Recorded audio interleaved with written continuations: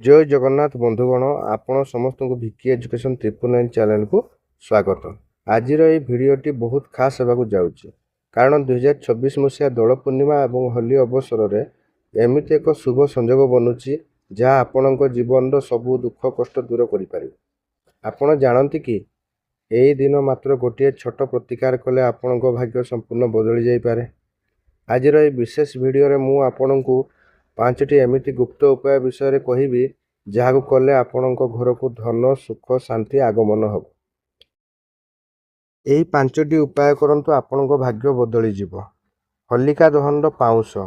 होलिका दहन परदिन सकाळे सही पाउंस को आनी एक नाली कपड़ार बांधी निज तेजरी बा टंका रखुवा जगार रखंतु। यह द्वारा आर्थिक अभाव दूर होता है। द्वितीय हनुमान चालीसा पाठ।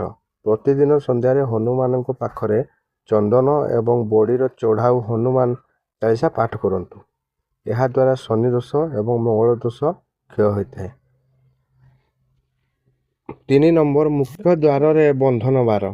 आपण घर मुख्य द्वार रे आंब पत्रर एक बंधन बार लगांतु। यह घर शुभ शक्ति आनी थाए।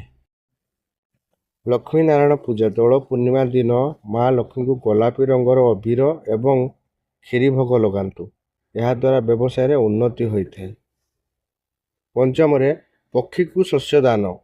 यही शुभ दिन में पक्षी मान को पानी एवं शस्य गहम चाउल खाइबा को दियंतु। यह द्वारा शुभ परिणाम मिलता है।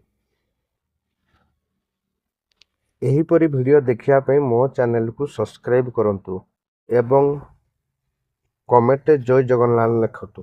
रहुछि नमस्कार।